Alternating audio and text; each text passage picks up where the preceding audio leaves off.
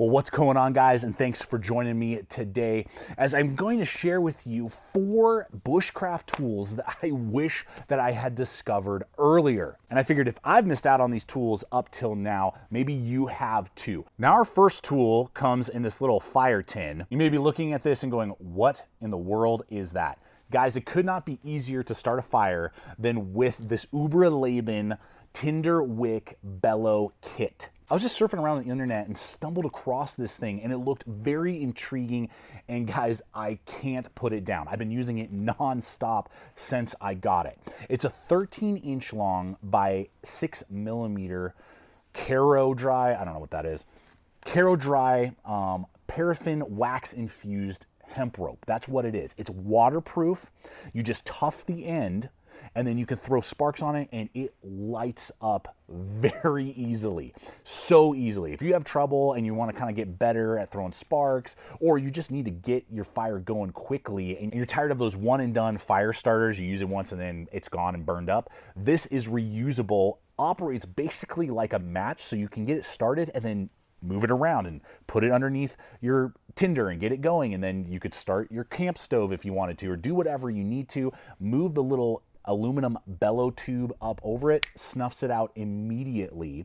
And then as an added bonus, that little 3-inch bellow tube is designed that you can just blow through it and really get a vortex of air right directly where you want it. You don't have to get your face so close to the flames. Singe your beard hair. I've definitely done that once or twice in my life. And get that fire going if necessary, and it weighs an ounce. So it's really compact, it's slim, it's reusable, it can burn for up to an hour of continuous burning, which is impressive as well. And it's just an excellent fire starting option if you need something that's compact, waterproof, and reusable. And if a gear item throughout this video is making sense for you, you want to pick up and try out for yourself, I will have my affiliate links in the description box below where you can check out all the different gear items that we're looking at today, and you can get your hands on them to try out for yourself.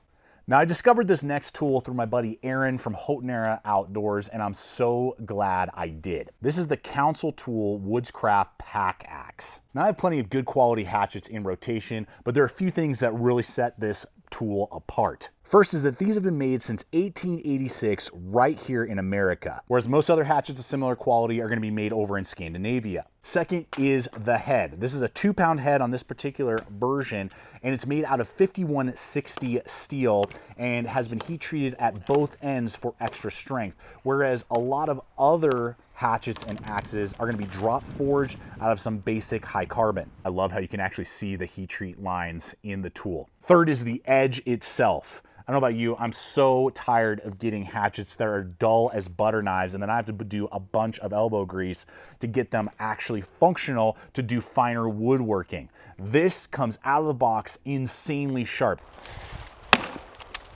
Look at how clean the cut is, dude. Oh my gosh. Oh my gosh. Look at that, dude.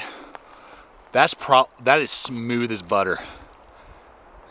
That is ridiculous. Have you ever seen an axe cut like that? That's smoother than a rocking chair at Cracker Barrel. Oh my gosh, dude.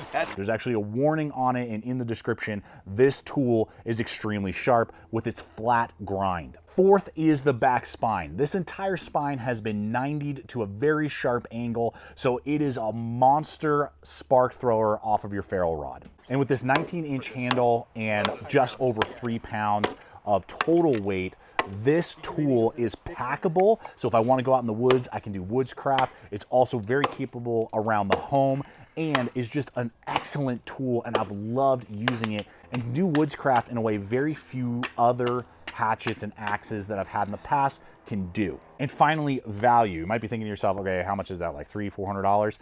I paid $150 for this particular version. Came with this excellent scabbard as well, and I'm just super pleased. So in my opinion, for what you're getting, not only extremely high performing and stands out from the crowd of other wood-handled axes, hatchets, I think it's kind of like in the middle, but it also, in my opinion, has a lot of value to it as well. Now, there are a lot of different head sizes, weights, as well as handle lengths that you can take a look at if this particular size isn't quite what you're looking for. Now for this next tool, I'm gonna throw down a bunch of bushcraft heresy. But before we keep getting after it with these tools, I wanna take a moment to give a big shout out to a new sponsor that we have here at the channel, which is HUCKBERRY. They bring us the best new brands and gear at the best prices while sharing tips, ideas, and stories to inspire our next adventure. And they carry some of the best quality gear around, like my USA made Flint and Tinder flannel lined waxed trucker jacket that I've been wearing a bunch here on the channel that you've seen recently. I know several of you guys have been asking me about it. I love this coat. But HUCKBERRY also collaborates with some of the best known brands around. I've been rocking their exclusive take on the Danner Logger 917 boots, and these things rock. I've taken them around town and all the way up to mountain peaks and back again, but still being built out of durable, long-lasting, full-grain leather, Gore-Tex liners, paired with Vibram soles and a TPU shank, or collaborating with GoRuck to make American-made, low-profile backpacks with exclusive layouts to the HUCKBERRY brand. HUCKBERRY offers the best price guaranteed, plus free 60-day returns. And that's just scratching the surface of what HUCKBERRY has to offer. And guys, I've been able to land an exclusive promo code for you, the viewers, for 15% off your first purchase, and that's gonna be HBGT15, and you can apply that for the first 2 weeks after this video goes live and get yourself a good discount. So check out the link and the promo code in the description box below and see all that HUCKBERRY has to offer. If you've been following the channel for a while, when it comes to saws, I actually prefer the Ichiban Japanese-made brand over silky saws for a few reasons I'll get to in just a moment. And this Samurai Ichiban being a fixed, if you will, unfolding, got a sheath. I mean, it's amazing. At like 45 to 50 bucks, 13-inch blade, it rips. And I love this thing and have used it quite a bit, but it's pretty large. And if I wanted a folding saw, I've been using my Baco Laplander for years. Love this thing. I'll never not love it, but there are some limitations to it. And I was looking for something that was just a little bit longer, a little more ergonomic, but still giving me a lot of capability in the folding arena. And that's when I realized Ichiban also makes folding saws. I started looking into it, and I got what I believe is the Kisai, I think is how you pronounce it.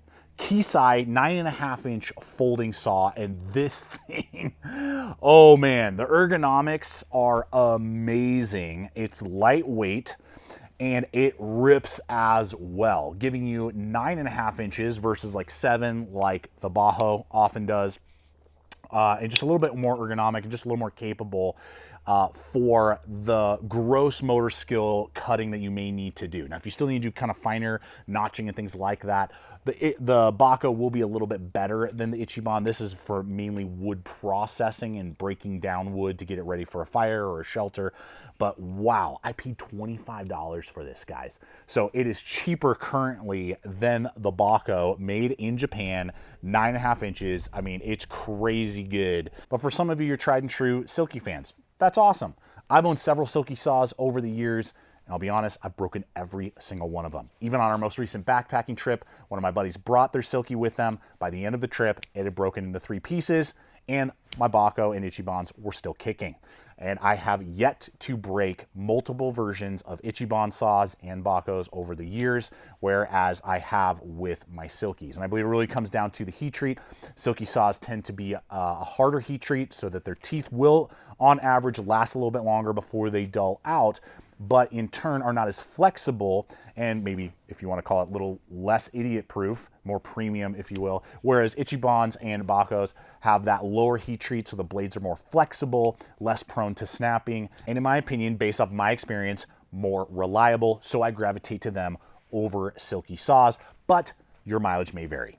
Now, don't get me wrong, I love my Moras, and I have several of them, but I like variety in my options, and I recently stumbled across Brisa and the Hiker 95. Now, what's really cool is this is the Scandi Ground version. They actually have this in a full flat version as well.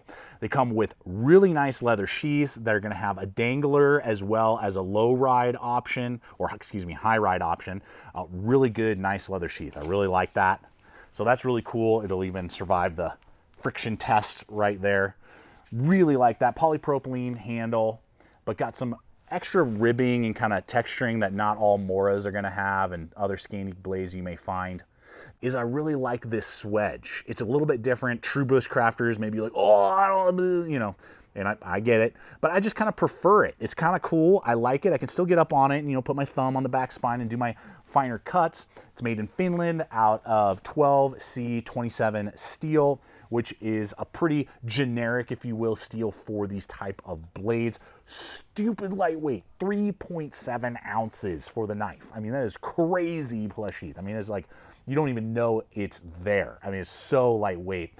So really cool design, and it's gonna go for, you know, like 50 to 60 bucks on average, which is pretty impressive. And it's just a really cool alternative to a lot of those other, if you will, high value, high performing Scandi ground blades, but definitely stands out from the crowd because of the sheath option over the polymer that you usually see, as well as that swedging and the option for a full flat gives you a lot of variety to choose from. It's just a really cool tool to have in rotation. Well, there you go, guys. Thanks for joining me on this discovery process together and just being able to share with you some really cool tools for bushcraft and for just general camping and outdoor adventures. And I look forward to hearing from you guys. What's been your experience maybe with these tools? Are there other gear items that you think that I've maybe missed that you haven't seen here on the channel before that I need to test out and use and share with you guys here in the Gideon's Tactical family? As always, I appreciate you guys so much. I invite you to smash that like button, to subscribe if you're not yet a subscriber here at the channel. Check out the other video popping up. And until next time, always remember, stay equipped, stay prepared, and I'll see you out there.